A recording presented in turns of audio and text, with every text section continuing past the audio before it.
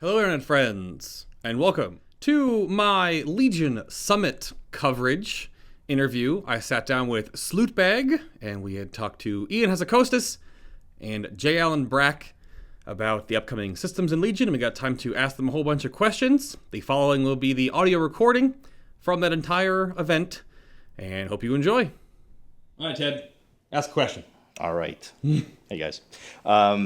So, the biggest concern that I've heard in stream, I have myself, is artifact power investment in artifacts for specs for roles that have three multiple specs, mages, warlocks, blah, blah, blah.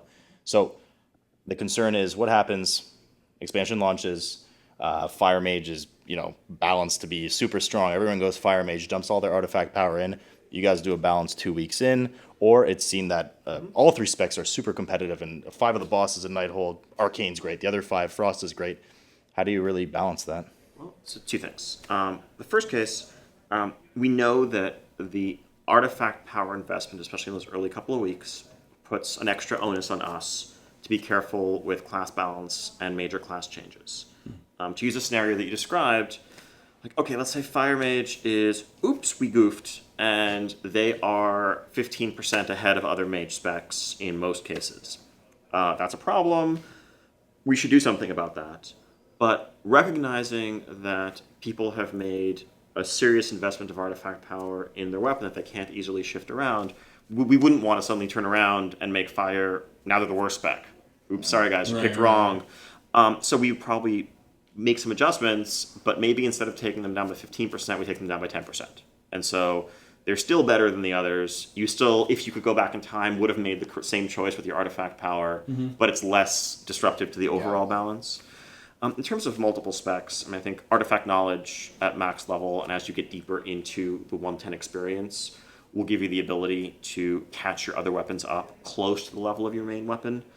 Keeping all 3 100% equal is going to be challenging, but because of how the cost of additional traits ramps and how artifact knowledge increases to your artifact power ramp, let's say you're 24 points into your Fire Mage weapon, the cost of going from 24 to 25 might be the same as buying 4 or 5 points in your lower level Frost or Arcane weapon.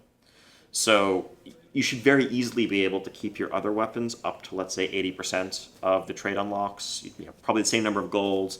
And there it's like, yeah, you're a few percent less effective, but that's nothing that's terribly new to players who are trying to play at a high-end, cutting-edge level. It's like you picked the haste-heavy item over the mastery-heavy items because you were focused on this spec, and, well, those aren't as good for that spec, right? Like, once you're in the single-digit percentage points differences, that's often going to be outweighed by encounter-specific things. And at the end of the day, some of it, there is also value in you are, initially at least, committing to, yeah, this is my main spec, and that means something.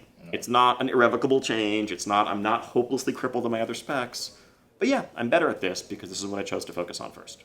Sure. Multi-spec has been a huge aspect of WoW for many, many years, right? Being able to change your spec. So we have to kind of figure out a way to support that in a good, meaningful way. Right. I guess the follow-up to that then is I call it the paragoning system, where you can put extra artifact power into that one final trait you get after you go to 34 or 34. And that, in a way, kind of feels crippling to players that are only going to play one spec, that if they put anything else into the other artifacts, it's wasting power towards that one.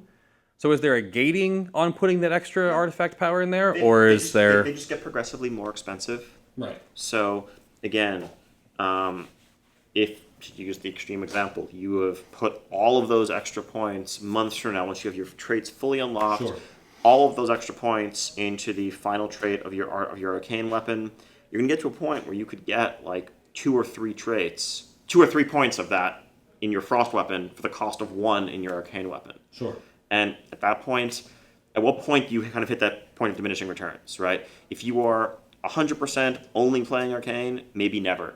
If you like switching between the two, maybe you're okay giving up 0.5% improvement in Arcane for a 4% improvement in Frost. Right. Okay. Because we were curious about how it's going to work for progression. Because what if, I guess certain guilds could just stack all of their DPS to be one spec, and then all your DPS could have, 2 or 3, 4% extra damage. How does that change? Because there's a huge balance gulf there with a guild having just more DPS versus those that are You're multiple? also giving up versatility in the sense of, true. right? That's I true. mean, the ability. And that's no different than how it is today. Right. Right. Even it's just in terms of gear And gear, different weapons, things that so- you've had, Right. as opposed to this being all built into the weapon today. I was just curious if you guys had you aren't planning around everyone dumping into the one weapon and all of a sudden that class becomes a problem because it's got okay. And the amounts we're talking about here aren't like they're tiny Sure, it's increases. 0.5 per. Yeah. Yeah.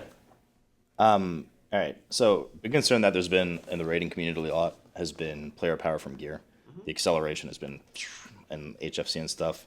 And I know you're kind of retuning how secondary stats scale. And so is there anything else aside that being done to kind of keep raids relevant longer, content tougher for longer? Because I know especially in the tanking world, I mean, after 3-4 weeks, it's like a completely different experience tanking. Everyone's trying to go more offensive. It's so hard to die. Healers don't even have to pay attention to you. So is there anything being done to kind of eke that distance out? It's tricky.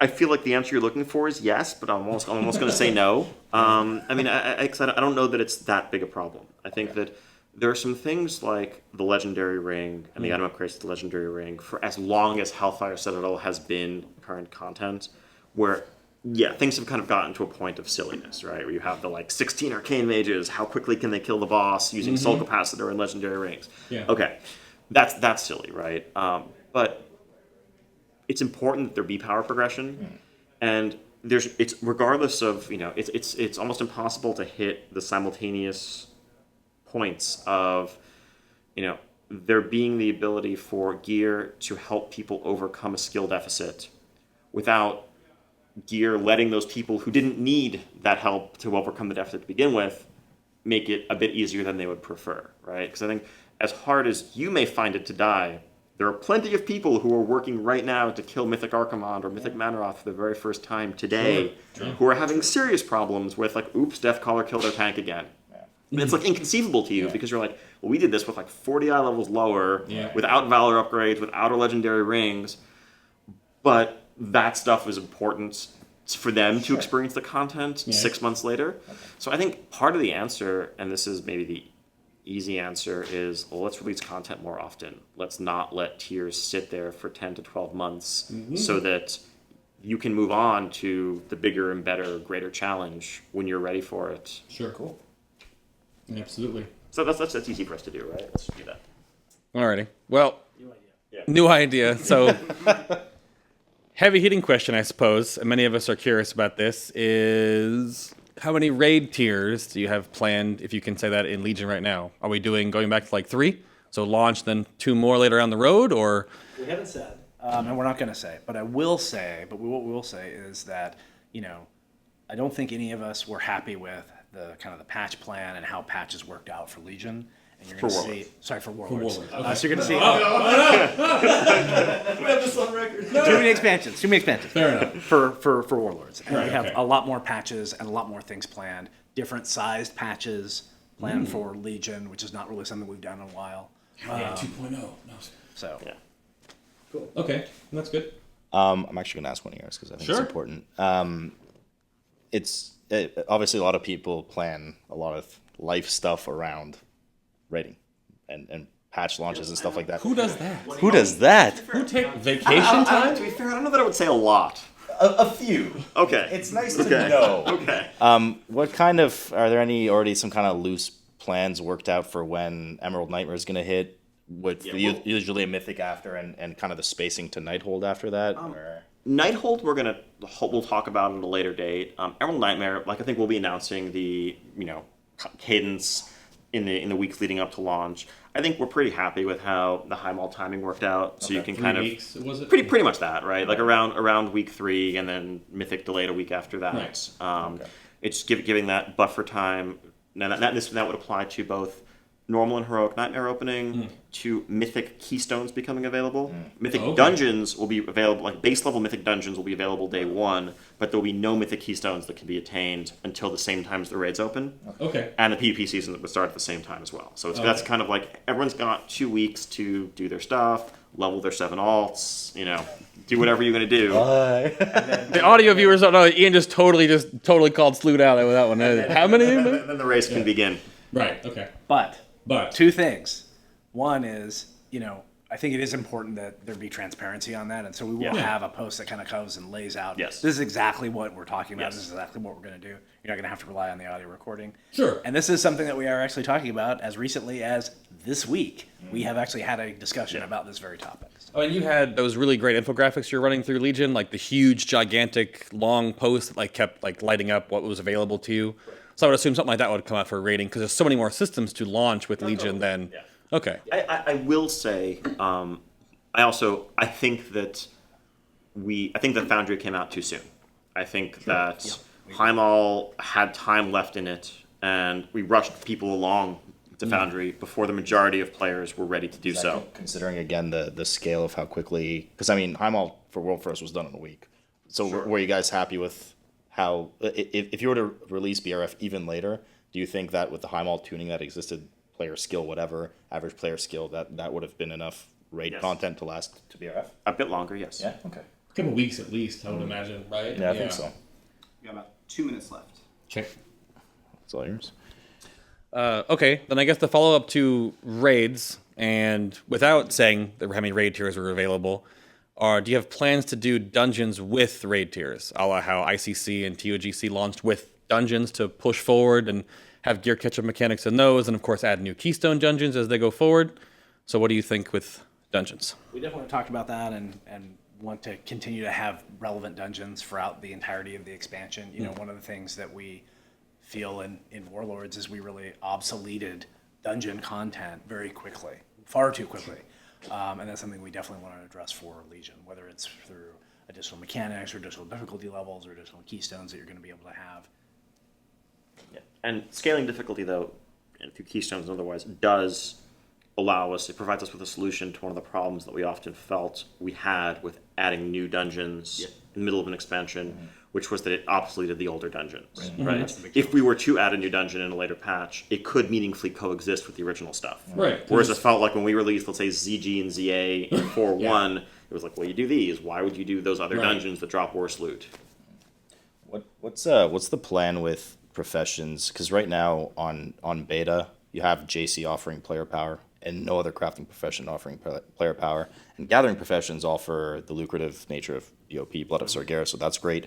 But so is the goal to have professions offer player power again, or is the JC thing kind of a boo-boo, or is it meant to be BOE and you can help people out as a JC, or how does it work? Which is what jewel crafting thing do you have in mind in particular? The 600 stat gems, the Sabertooth, Saber's Eye. And those special necklaces they have too, they're only, I guess, like that. Yeah, I think that there's what we'll have, like we're gonna do is kind of a pass across all the professions. We want there to be parity in that regard. Obviously, I think we moved away in the past from the sense of like you need to take this profession because of the power bonus. We want you to be a craft person because you want to craft and interact with the economy, not because I need to get this passive bonus then never touch it again. Right, but are they meant to have player power again in raiding and PvP, or just no? Generally not, like I think not the selfish, personal only, you are better than everyone else because you're this profession. Right. I see. Yeah. Okay, cool. Obviously, we gotta wrap it up. Okay. All right, we're wrapping it up. Thank you very much, gentlemen, for your time. Sure thing. Appreciate it. Awesome. Guys, thanks very much. Thank you. It was good to see you. Yeah. Pleasure as always. Yep. Thank you all for listening. If you have any questions, leave them in the comment section below. If you listen to the audio-only version of this, you can find Slootbag and myself on Twitter at FinalBossTV or at Slootbag. If you have any questions for either of us. Leaving the interview today, though, I got to ask a walking out of the door question to confirm that your loot specialization for farming your legendary items in Legion will be deterministic of that. So if you are farming for, like for my example, if you're farming for an Enhancement Shaman legendary items, having Enhancement Shaman as your specialization, right? Or your default current one, or actually toggled to that specialization will be how you actually achieve them. So you're not going to be a Holy Priest and you'll get a Discipline Priest belt to drop, right? Does not happen, I get that confirmed. But getting your legendaries, though, are from anything in the game. Like anything. Caches, loot drops from dungeons, open world raiding with like world bosses, all that, everything. You can get them from anywhere. And there's nothing that you can do to like improve that. It's just kind of part of Legion's like moment. Had to re-record the outro because I flubbed it in the hotel. So thank you all so much for listening. Check the video description box down below for more details about myself, my channel, and of course the people that I interviewed and interviewed with. And I will see you all in the next Legion testing video.